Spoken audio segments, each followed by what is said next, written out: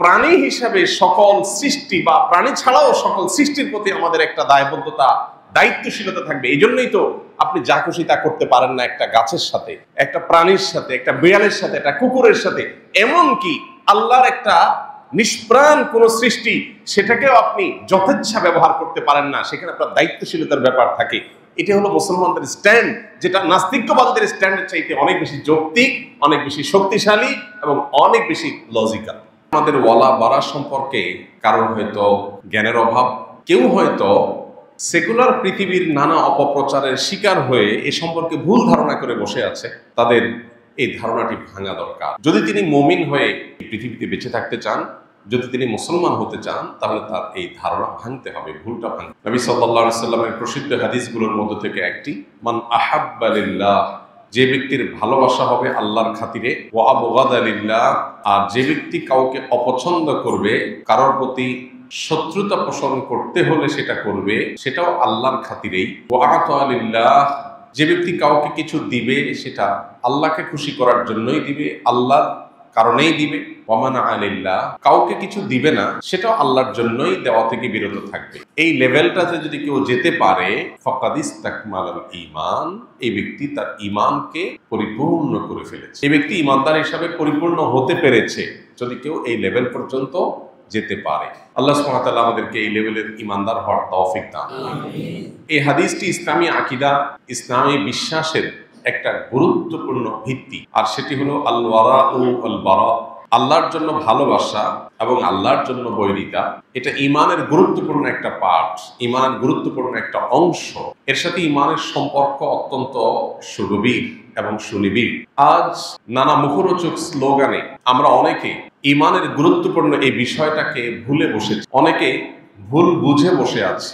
অনেকে হয়তো দিন সম্পর্কে খুব ভালো জানাশোনা না থাকার কারণে এ সম্পর্কে আমরা জানিই না যে ওয়ালা এবং বারা জিনিসটা আবার কি।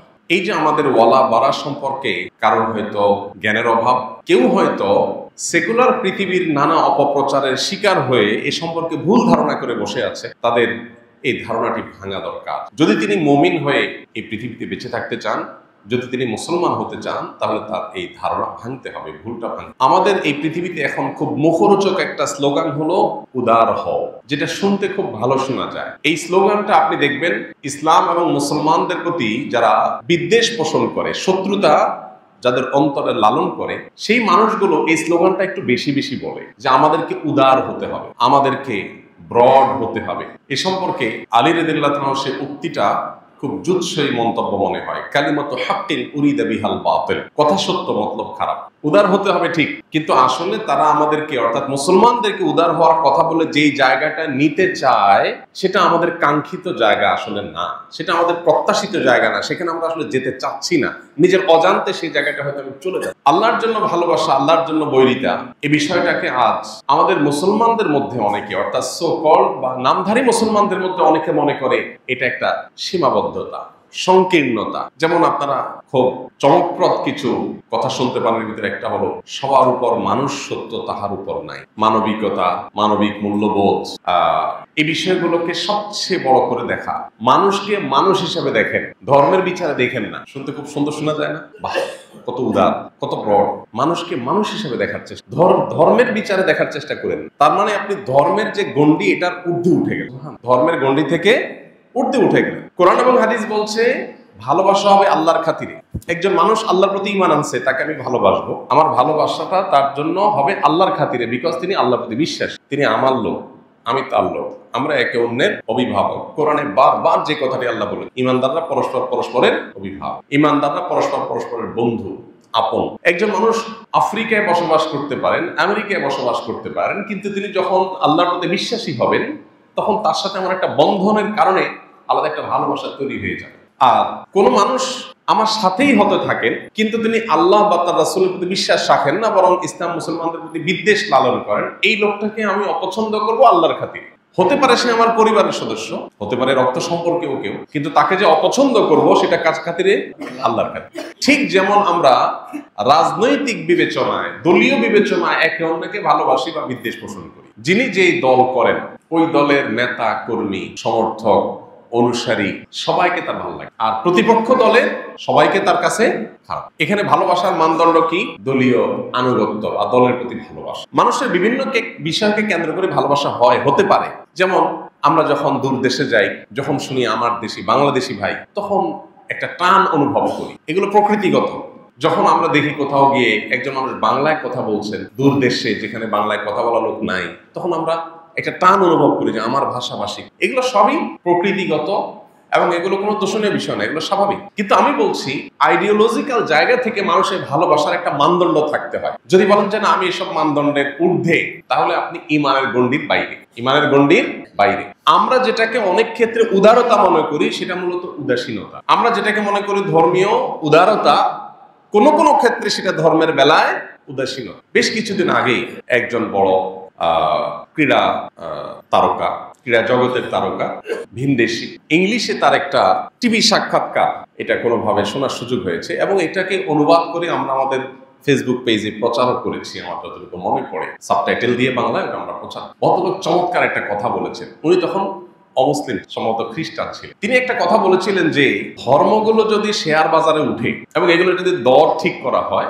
তো আমি একজন খ্রিস্টান হলেও ইসলাম ধর্মের শেয়ার আমি কিনব। কেন কিনবেন?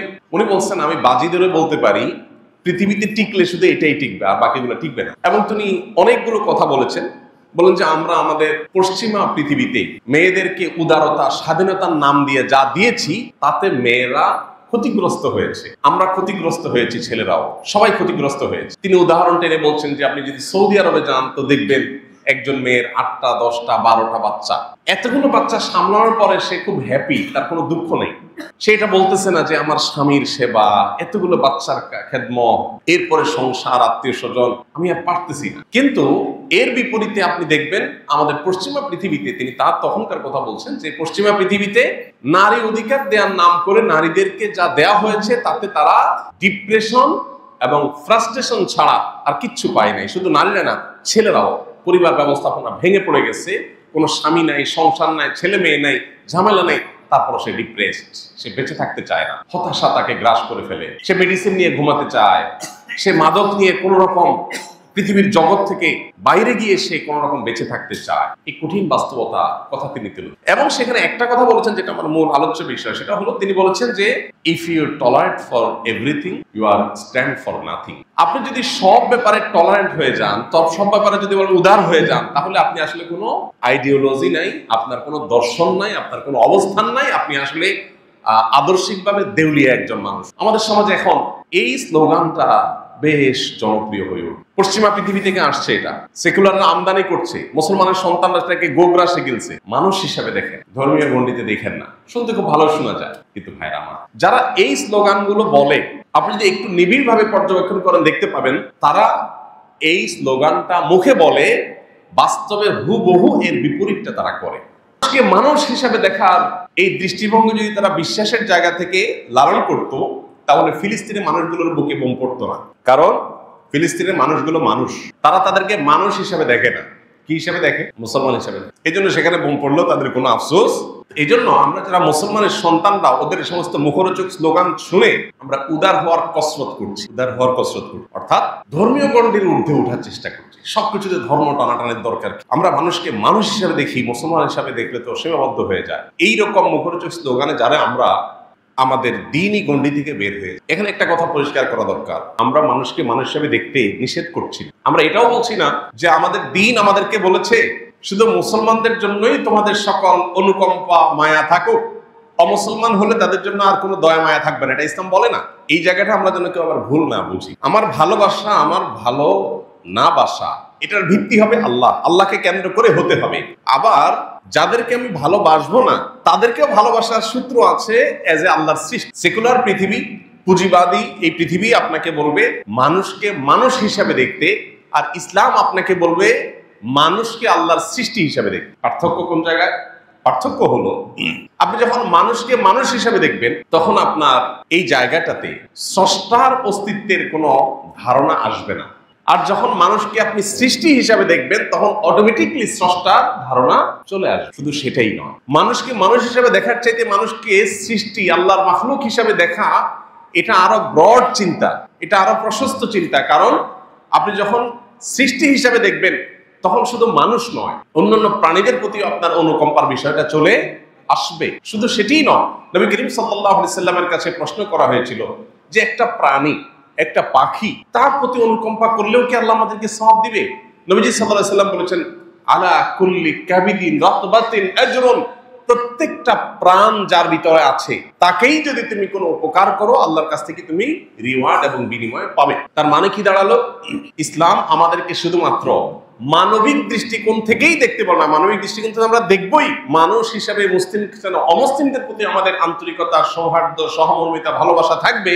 শুধু তাই নয়, প্রাণী হিসাবে সকল সৃষ্টি বা প্রাণী ছাড়াও সকল সৃষ্টির প্রতি আমাদের একটা দায়বদ্ধতা, দায়িত্বশীলতা থাকবে। এই জন্যই তো আপনি যা খুশি তা করতে পারেন না একটা গাছের সাথে, একটা প্রাণীর সাথে, একটা বিড়ালের সাথে, একটা কুকুরের সাথে। এমনকি আল্লাহর একটা নিষ্প্রাণ কোন সৃষ্টি, সেটাকেও আপনি যথেচ্ছা ব্যবহার করতে পারেন না, সেখানে আপনার দায়িত্বশীলতার ব্যাপার থাকে। এটা হলো মুসলমানদের স্ট্যান্ড, যেটা নাস্তিক্যবাদীদের স্ট্যান্ডের চাইতে অনেক বেশি যৌক্তিক, অনেক বেশি শক্তিশালী এবং অনেক বেশি লজিক্যাল। আজ এই মুখরোচক স্লোগানের চোরা বালিতে আমরা অনেকে হারিয়ে যাচ্ছি।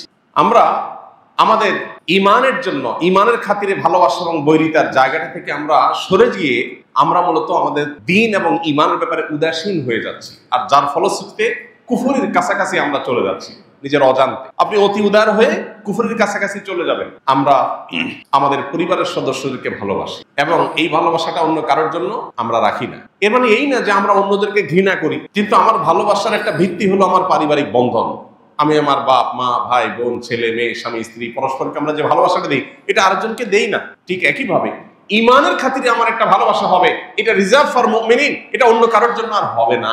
আমি অন্য ধর্মের মানুষকে ভালোবাসবো মানুষ হিসেবে সন্দেহাতীত ভাবে, কিন্তু তিনি আল্লাহর প্রতি অবিশ্বাসী, আখিরাতের প্রতি অবিশ্বাসী, সেই জায়গা থেকে আমি অবশ্যই তার সাথে আমার একটা দ্বিমতের জায়গা থাকবে, একটা দেয়াল প্রাচীর থাকবে।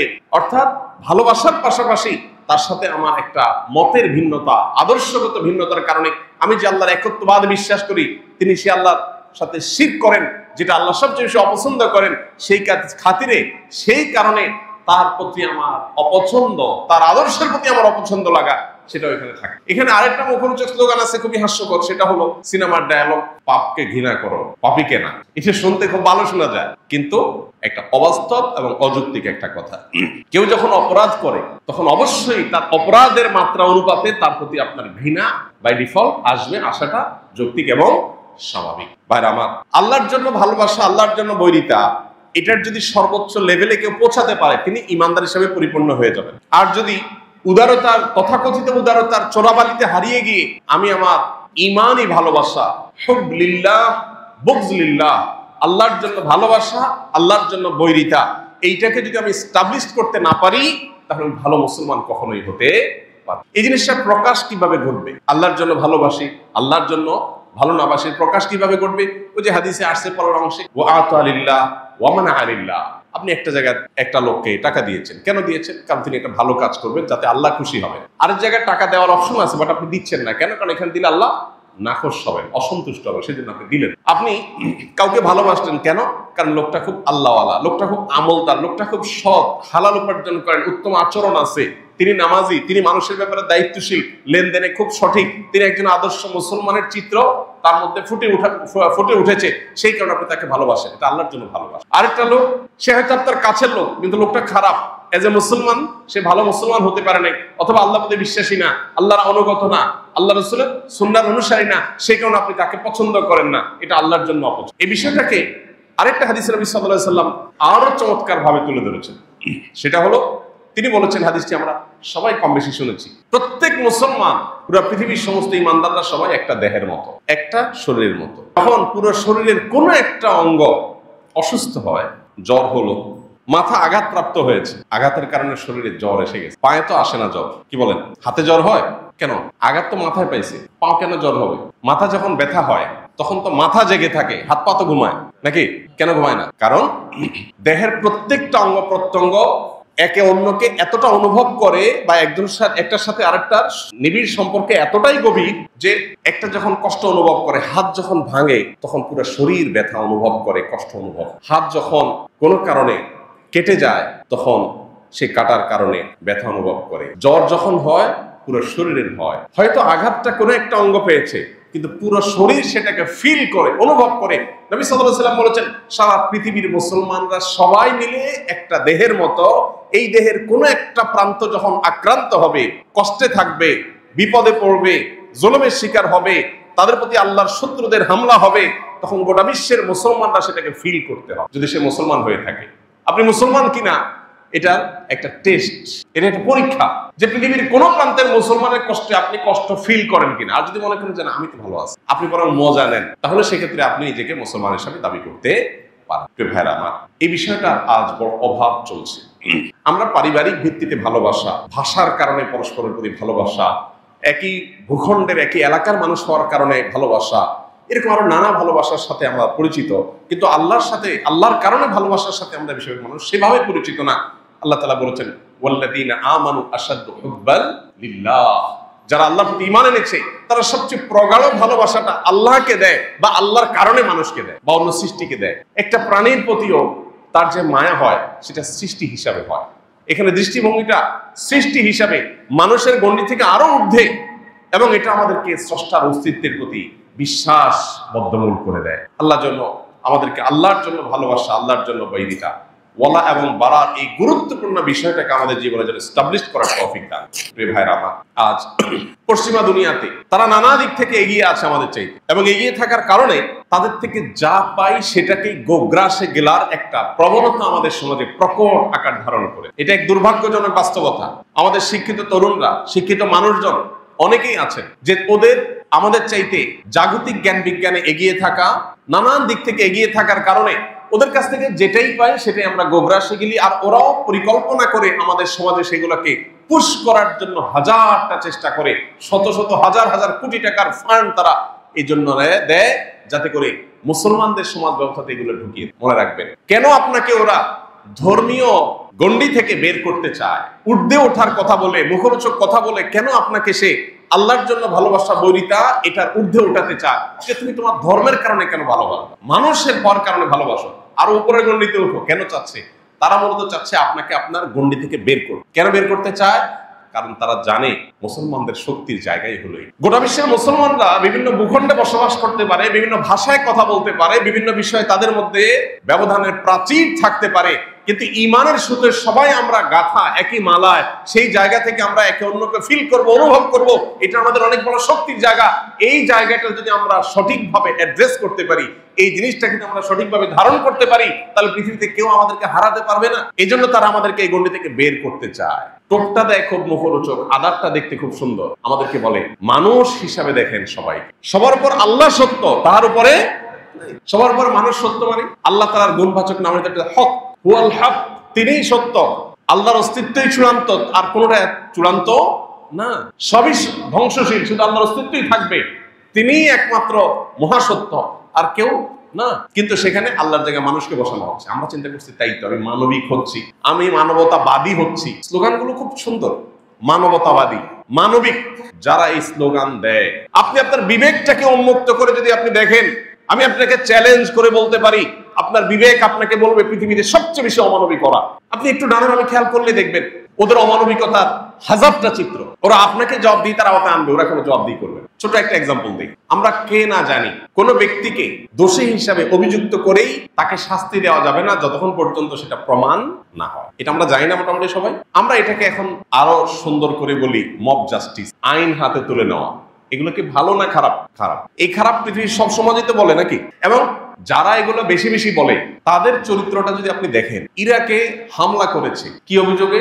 সেখানে এমন কিছু অস্ত্র আছে যেগুলো মানবতার জন্য হুমকির। সেই অস্ত্র তাদের নিজেদের কাছে আছে, বাট তাদের কাছে আছে, এটা থাকতে পারে না, এই জন্য হামলা করে। ওকে, হামলা করে একটা দেশ, একটা জাতি তছনছ করে শেষ করে দেওয়া হয়েছে, হাজার হাজার মানুষ হত্যা করা হয়েছে, হাজার হাজার নারী বিধবা হয়েছে, শিশু এতিম হয়েছে। শেষে সে অস্ত্র কি পাওয়া গেছে? যায়। তাহলে এই যে একটা ভুল আক্রমণ, প্রথমত আপনি কাউকে অভিযুক্ত করেই তাকে হামলা করছেন প্রমাণ হওয়ার আগে, এটা মব জাস্টিস। আপনি যখন একজন মানুষকে রাস্তায় চোর সন্দেহে ধরে তাকে গণপিটুনি দিয়ে মেরে ফেলবেন, এটা মব জাস্টিস। এটাকে আপনি খারাপ করেন, আমিও খারাপ করি। তো আপনি যখন একটা দেশের উপরে হামলা করেন শুধুমাত্র সন্দেহের ভিত্তিতে আপনি অভিযোগ করছেন আর হামলা করার জন্য রাইট হয়ে গেছে আপনার জন্য, প্রমাণ পাওয়ার জন্য অপেক্ষা করলেন না, এমনকি সেটা নাই যে সেটা প্রমাণ হয়ে গেছে এরপর একটাবার সরি পর্যন্ত বলার প্রয়োজন অনুভব করলেন না। আপনার মতো এই আদর্শের মতো অথর্ব এবং আদর্শিকভাবে মুনাফিকি আদর্শ পৃথিবীতে আরেকটা হতে পারে?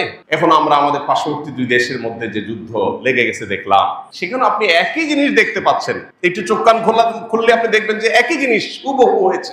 যে এখানে আপনার অভিযোগ যে আমার দেশে দুর্ঘটনা ঘটেছে, হামলা হয়েছে, এটা তুমি করেছো, এই অভিযোগের ভিত্তিতে আমি সেখানে হামলা শুরু করলাম। সেটা প্রমাণ হওয়ার কোনো প্রয়োজন নাই, ন্যূনতম কোনো সেটা আপনার যৌক্তিক এবং সেটা প্রমাণিত এটাকে সাব্যস্ত করার কোনো প্রয়োজন অনুভব করলাম। তাহলে যারা আমাদেরকে বলছে যে মব জাস্টিস করা ঠিক না, আইন হাতে তুলনা ঠিক না, তারা কিন্তু সারাদিন এই কাজটা করছে। এরকম আপনাকে অন্তত 10টা এক্সাম্পল দেওয়া যাবে, যে এক্সাম্পল গুলো দেখে আপনার বিবেক আপনাকে বলবে পৃথিবীতে সবচেয়ে বড় ভণ্ড, সবচেয়ে বড় প্রতারক ওরা, যারা সারাদিন আমাদেরকে মানবিক হওয়ার, মানবতাবাদী হওয়ার সবক শোনায়। ইসলামের চাইতে বড় মানবতাবাদিতা, ইসলামের চাইতে বড় মানবিকতা, ইসলামের চাইতে বড় সৃষ্টির প্রতি সহনশীলতা অন্য কোনো জীবন দর্শনের নাই। যেগুলো আছে সেগুলো মুখরোচক এবং বাহ্যিক দৃষ্টিকোণ থেকে ভেতরে অন্তঃশ্বাস। আমাদের অনেক মুসলমানের সন্তানরা এখনো নিজেদের অবস্থানটাকে তারা পরিষ্কার করতে পারে, তারা এখনো আজকের এই বিশ্ব পরিস্থিতিকে বিবেচনা করে, মূল্যায়ন করে কোনটা সঠিক কোনটা বেঠিক সেটা ধরতে পারেন নাই। দেখবেন যে অনেক মুসলমানের সন্তান মুসলমানদেরকে দোষে এবং মুসলমানদের শত্রুদেরকে আপন মনে করে ওরা অনেক শান্তিকামী। মুখরোচক আরেক শব্দ, শান্তিকামী। সবচেয়ে বেশি অশান্তি যারা করেছে তারা নাকি শান্তিকামী। নবী করিম সাল্লাল্লাহু আলাইহি সাল্লামের পুরো জীবনকে এমন ভাবে দেখায় যে উনি একজন যুদ্ধবাজ মানুষ ছিলেন না। আমরা এর আগেও বলি 26টি যুদ্ধে প্রায় অংশগ্রহণ করেছেন নবী করিম সাল্লাল্লাহু আলাইহি সাল্লাম। 26টি যুদ্ধ, এক একটা নাম শুনলে বদর, উহুদ, খন্দক, গোটা পৃথিবী যেগুলোকে চিনে মনে হচ্ছে কি বিশাল বড় যুদ্ধ, মহাধ্বংসযজ্ঞ হয়েছে, কত হাজার হাজার লাখ লাখ মানুষ যেন মারা গেছে। এই সবগুলো মিলে 400-র বেশি মানুষ মারা যায়। চিন্তা করে মুহাম্মদ সাল্লাল্লাহু আলাইহি সাল্লাম তার যে আদর্শ বাস্তবায়ন করেছেন পৃথিবীতে, এটার জন্য সাকুল্যে 1000 মানুষের জীবন দিতে হয় নাই, মাত্র 400 মানুষ এই 26টা যুদ্ধে, তাও দুই পক্ষের মুসলমান সব মিলে তারপর মারা গেছে। আর এখন একটা বোমা হামলায় হাজার হাজার মানুষ মারা। এরা নাকি শান্তিকামী, এরা নাকি মানবতাবাদী, ইসলাম নাকি অশান্তি। ভাইরা, আজ আমাদের ইমান ছিনতাই হচ্ছে, ইমান চুরি হয়ে যাচ্ছে, এই সমস্ত মুখরোচক স্লোগানের চোরাবালিতে হারিয়ে যাচ্ছে। আল্লাহ আমাদেরকে ফিতনার এই সময়টাতে ইমানকে ধরে রাখার তৌফিক দান করুন। আমাদের ভালোবাসা হবে কার খাতিরে? আমাদের শত্রুতা, বিদ্বেষ, বৈরিতা, অপছন্দনীয়তা, এটা হবে কার খাতিরে? আল্লাহর খাতিরে। এবং এই জায়গাটা যদি আপনি খুব বেশি এস্টাবলিশ করতে পারেন, তো আমার কথা নয়, মুহাম্মদ সাল্লাল্লাহু আলাইহি সাল্লামের সার্টিফিকেট হলো ফাকাদ ইসতাকমালাল ঈমান, তাহলে আপনার ঈমান পরিপূর্ণ হয়ে গেছে। আল্লাহ আমাদেরকে সেই জায়গায় যাওয়ার তৌফিক দান করুন। আমরা অতি উদার হতে যাব না, উদার হব, অতি উদার হতে যাব না। অতি উদারতা ভালো। আপনি আপনার মায়ের পেটের ভাই, তার প্রতি আপনার একটা ভালোবাসা যেটা অন্য কারোর জন্য নাই। এখানে যদি আপনি অতি উদার হতে যান, সেটা কি ভালো হবে না খারাপ হবে? অবশ্যই খারাপ হবে। আপনার ভাইয়ের জন্য যে ভালোবাসাটা, এটা আর কারোর জন্য থাকতে পারে? আপনার বাবার জন্য যে ভালোবাসা, সেটা আর কারোর জন্য থাকতে পারে না। আপনি যদি এখানে বলেন না, ভাই দেখে তাকে আমি বিশেষ ভালোবাসা দিব, এটা তো সংকীর্ণ চিন্তা। আমি একটু উদার হওয়ার চেষ্টা করি, আমি আরেকজনকেও একই জায়গায় দেব, তাহলে সেটা আপনার অবস্থানগত দেউলিয়াপনা হবে, এটা উদারতা হবে না। এই জন্য দ্বীনের নামে, উদারতার নামে আমাদেরকে যারা আজ মুখরোচক নানা স্লোগান দিচ্ছে, তারা মূলত আমাদেরকে আমাদের দ্বীনের ব্যাপারে উদাসীন করছে। আমাদের ঈমানটুকু তারা ছিনতাই করে নিয়ে যাচ্ছে, আমরা টেরও পাচ্ছি। এবং নবী করিম সাল্লাল্লাহু আলাইহি সাল্লাম এই ওয়ালা এবং বারা সম্পর্কে এত হাদিস বলেছেন। পুরো কোরআনের পাতা পাতা আপনি দেখবেন আল্লাহর জন্য ভালোবাসা, আল্লাহর জন্য বৈরী। আল্লাহ বারবার করে বলেছেন, বিভিন্ন জায়গায় বলেছেন, যারা মুশরিক, যারা শিরকে লিপ্ত, যারা আল্লাহর প্রতি অবিশ্বাসী, তারা তোমাদের অন্তরঙ্গ আপন, পরম আপন হতে পারে না। মানুষ হিসাবে অবশ্যই, প্রতিবেশী হিসাবে তাদের প্রতি সদাচরণ কাম্য, নির্দেশিত। শুধু তারা কেন, কোন প্রাণীও যদি হয়, তার মুখে পানির ফোঁটা দেওয়া, খাবার তুলে দেওয়ার শিক্ষা ইসলাম আমাকে দিয়েছে। সো আমি অন্য ধর্মাবলম্বী ভাইদের সাথে সামাজিক শান্তিপূর্ণ সহাবস্থান বজায় রাখা, মানুষ হিসাবে মানবিক তার যে পাওনাগুলো সেগুলো তাকে দেওয়া, এবং তার প্রতি সর্বোচ্চ শ্রদ্ধা ভালোবাসা রাখা এজ এ মানুষ, সেটা আমরা করব। আমাদের নবীজি সাল্লাল্লাহু আলাইহি ওয়াসাল্লাম ইহুদির লাশ দেখে দাঁড়িয়ে গেছে, জিজ্ঞাসা করা হলো, ইয়া আল্লাহর রাসূল, এটা তো ইহুদির লাশ। বলেছেন, আলাইসাত নাফসা, মানুষ না? অতএব সেই জায়গাটাতে আমাদের অবস্থান ঠিক থাকতে হবে, কিন্তু আমাদের একটা রিজার্ভ ভালোবাসা চূড়ান্ত পর্যায়ে, সেটা হবে শুধুমাত্র আল্লাহর খাতিরে, অন্য কারোর খাতিরে হতে পারে। আল্লাহ আমাদেরকে সেই লেভেলের ভালোবাসা অর্জন করার তৌফিক দান করুন। এবং সেই লেভেলের ভালোবাসা শুধু হলে হবে না, বৈরিতাও লাগবে, ইব্রাহিম আলাইহিস সালাম বলেছেন, ইন্নী বারিউম মিনাল মুশরিকিন, আমি মুশরিকদের থেকে মুক্ত। মুশরিকদের লোক আমি না, আমি ওদের লোক না। হ্যাঁ, মানুষ হিসাবে সে বিপদে পড়বে, 100 বার তার মুখে হাসি আমি খাবার তুলে দেবো, 100 বার তার পাশে আমি দাঁড়াবো, 100 বার প্রতিবেশীর সাথে সদাচরণ করব, তার সাথে সুন্দর আচরণ করব, হাসিমুখে ব্যবহার করব, সবই ঠিক আছে, কিন্তু তার আদর্শের থেকে আমি মুক্ত, তার আদর্শের ধারে কাছেও আমি নেই। আমার সাথে তার আদর্শিক দূরত্ব, ভিন্নতা, প্রাচীর এবং দেয়াল আছে।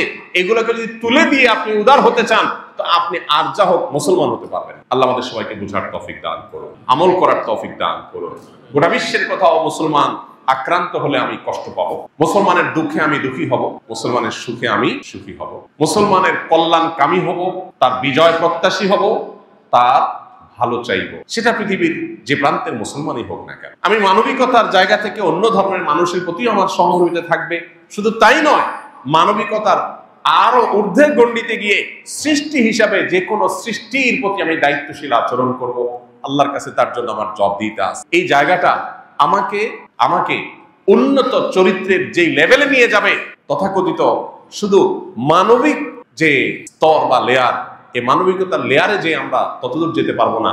সৃষ্টি হিসাবে যখন আমরা দেখব গোটা পৃথিবীকে, সৃষ্টি জগৎকে এবং আমাদের সবাইকে, তখন আমাদের দায়িত্বশীলতার পরিমাণটা আরো বাড়বে। কিন্তু দিন শেষে অ্যাজ এ মুসলিম আমার ভালোবাসাটা আল্লাহর খাতিরে রিজার্ভ থাকে। আল্লাহ আমাদের সবাইকে সেই তৌফিক দান। আজ নানা কারণে আমরা আদর্শের ভিত্তিতে, রাজনৈতিক আদর্শের ভিত্তিতে ভালোবাসা, বৈরিতা, এটা আমাদের মধ্যে প্রকট আকারে আজ এটা বিরাজ করছে। এটা আমাদের সবার কাছে ক্রিস্টাল ক্লিয়ার যে আমরা রাজনৈতিক বিভিন্ন মতাদর্শের ভিত্তিতে আমাদের ওয়ালা এবং বারাকে আমরা ভালোবাসা এবং বৈরিতাকে আমরা স্টাবলিশ করে ফেলি। এবং আল্লাহর জন্য ভালোবাসা, বৈরিতাকে বোঝার জন্য আমাদের দেশে প্রচলিত রাজনৈতিক এবং দলীয় মতাদর্শের ভিত্তিতে যে ভালোবাসা, বৈরিতা, এটা সবচেয়ে উত্তম উদাহরণ। বোঝার জন্য এটা সবচেয়ে ভালো জায়গা। অতএব এখান থেকে বুঝে এই জায়গাটাই শুধু আল্লাহ তার রাসূলের জন্য আমি যদি রিজার্ভ করে ফেলতে পারি, দ্যাটস এনাফ। আমার ভালো মুসলমান হওয়ার জন্য এটাই ইনশাআল্লাহ। আল্লাহ রাব্বুল আলামিন গোটা বিশ্বের মুসলমানদের জন্য কল্যাণ হয় সেরকম কাজ আমাদেরকে করার তৌফিক দান, এবং শুধু মুসলমান নয়, অন্য ধরনের মানুষের প্রতিও মানবিক দায়িত্বশীল মানুষ হওয়ার তৌফিক আল্লাহ আমাদেরকে দান, এবং তারও ঊর্ধ্বে উঠে সৃষ্টি জগতের প্রতিটি সদস্য, প্রতিটি বস্তু, তার প্রতি মুসলমান হিসেবে আমাদের যে দায়িত্বশীল হওয়ার কথা, আল্লাহ তাআলা সেটাও আমাদেরকে হওয়ার তৌফিক দান। তাহলে সেক্ষেত্রে আমরা আল্লাহর প্রিয় পাত্র হতে পারবো, ভালো মুসলমান হতে পারবো, জান্নাতি হওয়ার উপযুক্ত আমরা হতে পারবো, এবং আমাদের আশেপাশে যত অশান্তি, যত হামলা পাল্টা হামলা, এগুলোর সবগুলোর অবসান ঘটে আল্লাহ রাব্বুল আলামিন শান্তিপূর্ণভাবে আমাদেরকে বসবাস করার তৌফিক দান। বিশেষ করে আমাদের প্রিয় এই মাতৃভূমিকে আল্লাহ তাআলা সকল প্রকার অশান্তি, সকল প্রকার শকুনের চোখ থেকে আল্লাহ তাআলা হেফাজত, সকল প্রকার বিপদ মুসিবত, জাতীয় পর্যায়ে সকল প্রকার পরীক্ষা থেকে আল্লাহ তাআলা আমাদেরকে রক্ষা করুন। আমাদেরকে ঐক্যবদ্ধ থাকতে হবে, ঈমানি শক্তিতে বলীয়ান হতে হবে। এটাই আমাদের সবচেয়ে বড় শক্তির জায়গা, সবচেয়ে বড় কোনো শক্তির জায়গা আমাদের আর নাই। আল্লাহ এটা আমাদেরকে বোঝার